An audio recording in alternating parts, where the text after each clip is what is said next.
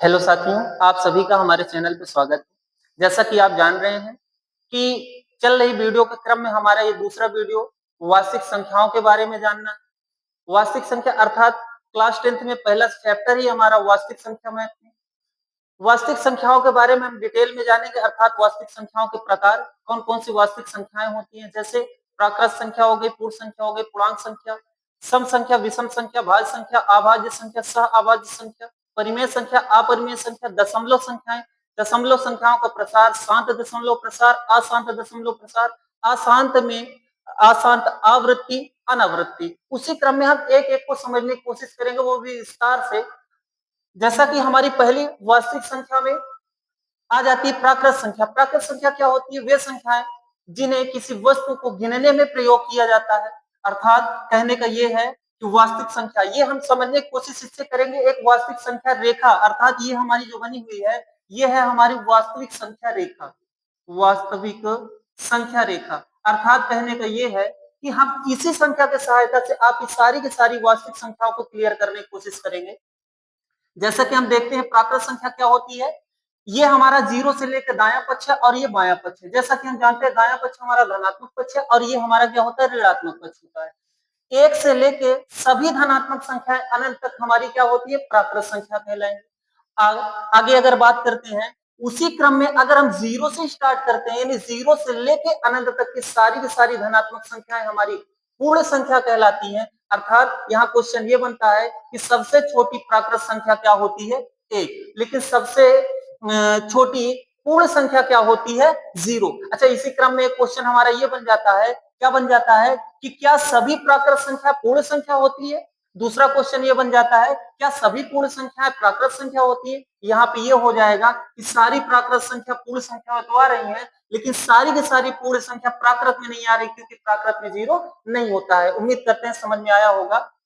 आगे अगर बात करते हैं हम पूर्णांक संख्या। पूर्णांक संख्या क्या होता है साथियों, जैसा कि ये जीरो से लेके अनंत तक की हमने धनात्मक पूर्ण संख्या में लिया है, लेकिन जीरो से अनंत धनात्मक पक्ष और ऋणात्मक पक्ष दोनों को अगर सम्मिलित कर लिया जाए तो यही हमारा होता है पूर्णांक। पूर्णांक में अगर देखें तो ऋणात्मक भी आया, धनात्मक भी आया। अर्थात कहने का ये हुआ कि पूर्णांक हमारे दो प्रकार के होंगे, एक होता है धनात्मक, एक होता है ऋणात्मक। अर्थात जीरो से दाया पक्ष धनात्मक पूर्णांक, बाया पक्ष ऋणात्मक पूर्णांक होता है। बात इसी क्रम में यदि करते हैं सम संख्या की।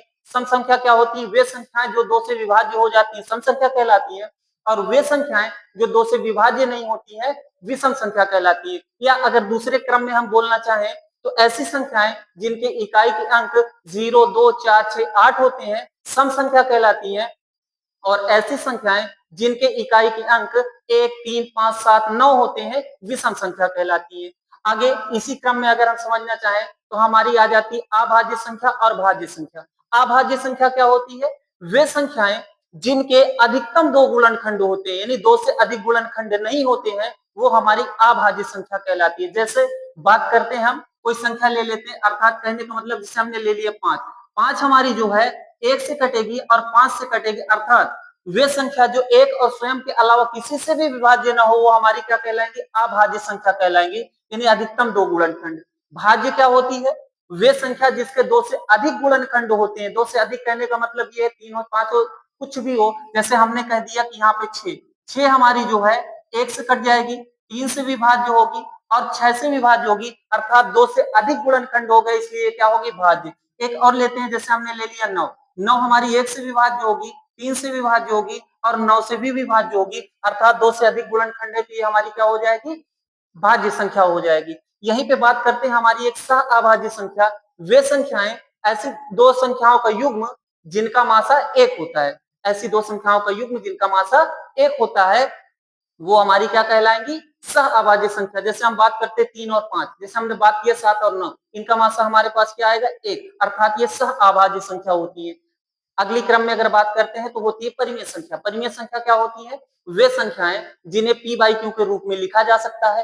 अर्थात वे संख्याएं जिन्हें p बटे क्यू के रूप में लिखा जा सकता है, और जहां q नॉट इक्वल 0, अर्थात कहने का मतलब ये है कि ये हमारा अंश हुआ, ये हर हुआ, अर्थात q पे यानी हर में कभी भी 0 नहीं होना चाहिए। और ये जो p और q होती है दोनों पूर्णांक संख्याएं होती हैं, और इनका एचसीएफ अर्थात मासा क्या होता है, एक होता है। यही क्रम में अगर बात करते हैं अपरिमेय संख्या क्या होती है, तो वे संख्याएं जिनका जो p बाई क्यू के रूप में नहीं लिखी जा सकती है, और ऐसी संख्या जिसे करड़ी के बाहर नहीं निकाला जा सकता है, अर्थात जैसे हमने बात किया अंडर रूट के अंदर 5, तो ये हमारी क्या हो जाएगी, अपरिमेय संख्या हो जाएगी। लेकिन ये देखकर मत बता दीजिएगा कि करड़ी के अंदर कोई भी संख्या अपरिमेय होगी। जैसा कि हमने कहा करड़ी के अंदर हमारी 16 लिखा हुआ है, यहाँ पे ये देखने में तो करड़ी के अंदर है, लेकिन इसका जब हम खंड करेंगे तो इसको हम लिख सकते हैं 4 इंटू 4, अर्थात 4 का 2 जोड़ा बना तो 1 हमारा बाहर आ गया, अर्थात ये क्या हो जाएगा, परिमेय। लेकिन देख करड़ी के अंदर देख के ये नहीं बताना कि अपरिमेय। इसी क्रम में अगली अगर संख्या की बात करते हैं तो हमारी दशमलव संख्या होती है। दशमलव संख्या क्या होती है, दो क्रमागत संख्याओं के बीच अनंत संख्याएं होती हैं, वही हमारी दशमलव संख्या होती है। जैसा कि अगर हमने बात करना चाहे तो 2 और 3 के बाद बीच में अगर संख्या देखें, अगर हम आपसे पूछे 2.5 कहाँ पे आएगा, यानी 2.5, तो ये 2 से तो बड़ा है लेकिन 3 से क्या है, छोटा, अर्थात इन दोनों के बीच में आएगा।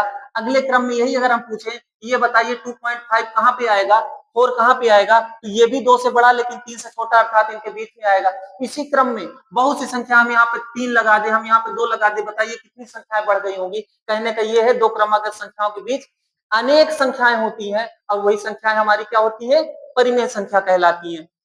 अब इसी में अगर हम बात करते हैं कि एक होती है दशमलव संख्या कहलाती है, अर्थात सॉरी जो हमने बोला वो दशमलव संख्या कहलाती है। दशमलव संख्याएं हमारी दो प्रकार की होती है, एक होती है शांत दशमलव, एक होती है अशांत दशमलव। अर्थात कहने का मतलब ये है कि दशमलव के बाद संख्याओं अंक निश्चित हो उसको हम बोलते हैं शांत दशमलव प्रसार, और दशमलव के बाद अनिश्चित हो, जैसे हमने कह दिया 4.5, 6, 4, 3, 2, ऐसे डैश डैश डैश आता चला जाए, अर्थात हम अंक गिन नहीं पा रहे। जैसे हमारा लिखा हुआ है 4.333 आता चला जा रहा है, पता नहीं कितनी संख्याएं गिनी नहीं जा सकती। ये हमारी दोनों अशांत आवृत्ति कहलाती है। और इसमें अगर हम दोनों में देखते हैं तो ये हमारी दो संख्याएं होती है, एक होती है अशांत आवृत्ति और एक होती है अशांत अनावृत्ति। अर्थात दशमलव के बाद कोई अंक रिपीट कर रहा है बार बार तो वो अशांत आवृत्ति होता है, और दशमलव के बाद अंक रिपीट नहीं करता तो उसको बोलते हैं अशांत अनावृत्ति।